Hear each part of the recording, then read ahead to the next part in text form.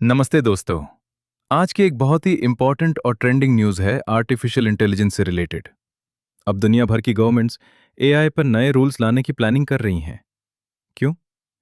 क्योंकि AI tools से deep fake videos, fake news और मिसयूज का रिस्क बढ़ रहा है। इसी वजह से कंट्रीज अब एआई को रेगुलेट करना चाह रही हैं। इस वीडियो में हम सिंपल लैंग्वेज में समझेंगे कि क्या हो रहा है, क्यों हो रहा है और इसका इम्पैक्ट आम लोगों, क्रिएटर्स और बिजनेसेस पर क्या पड़ेगा। देखिए दोस्तों, एआई टेक्नोलॉजी बहुत फास्ट स्पीड से ग्रो कर रही है।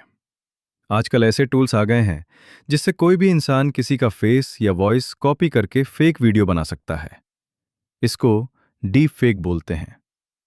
ये इलेक्शंस को इन्फ्लुएंस कर सकता है, स्कैम्स बढ़ा सकता है और फेक न्यूज़ स्प्रेड कर सकता है।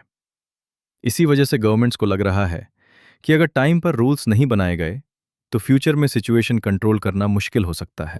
अब 2026 में सिचुएशन चेंज हो रही है। काफ़ी कंट्रीज एआई के लिए नए लॉज इंट्रोड्यूस कर रही हैं। इनका मेन गोल है एआई का मिसयूज रोकना। हो सकता है फ्यूचर में कंपनीज को पावरफुल एआई मॉडल्स लॉन्च करने से पहले अप्रूवल लेना पड़े। इससे ट्रांसपेरेंसी बढ़ेगी और यूजर्स को भी प्रोटेक्शन मिलेगी। अब सबसे बड़ा इंपैक्ट टेक कंपनीज पर पड़ने वाला है। एआई कंपनीज को अपने मॉडल्स लॉन्च करने से पहले सेफ्टी टेस्टिंग करनी पड़ सकती है।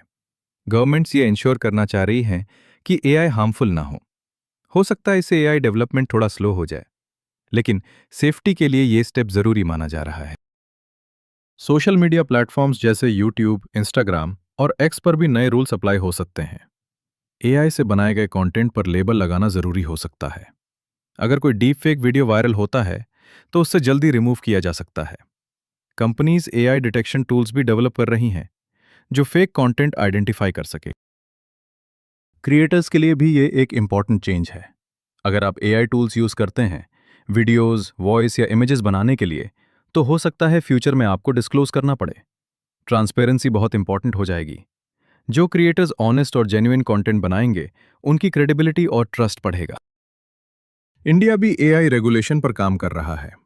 गवर्नमेंट का फोकस है ऑनलाइन स्कैम्स और फेक कंटेंट को रोकना। फ्यूचर डिजिटल लॉज में एआई से रिलेटेड गाइडलाइंस ऐड हो सकती हैं। ये स्टेप स्पेशली इंपॉर्टेंट है क्योंकि इंडिया में इंटरनेट यूजर्स और डिजिटल कंटेंट बहुत फास्ट ग्रो कर रहा है। यूरोप ने ऑलरेडी एआई रेगुलेशन इंट्रोड्यूस कर दिया है, जो काफी स्ट्रिक्ट माना जा रहा है। वहां कंपनीज को एआई रिस्क लेवल के अकॉर्डिंग रूल्स फॉलो करने पड़ते हैं।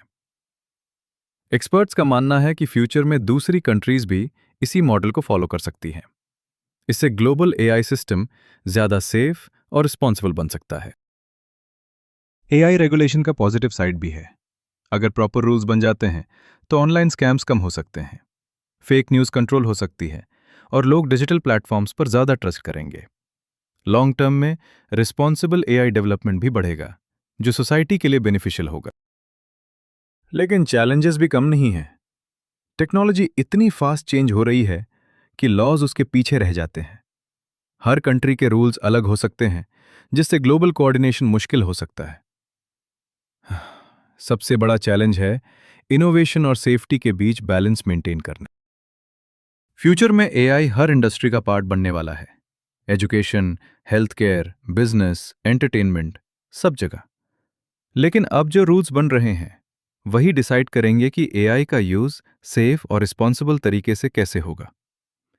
आने वाले 3 से 5 साल एआई वर्ल्ड के लिए बहुत क्रिटिकल होने वाले हैं। ये वीडियो पसंद आया हो तो लाइक करें और चैनल फ्लैश फीड 76 को सब्सक्राइब करना मत भूलिए। आपका सपोर्ट हमें ऐसे ही नई और महत्वपूर्ण खबरें लाने के लिए मोटिवेट करता है।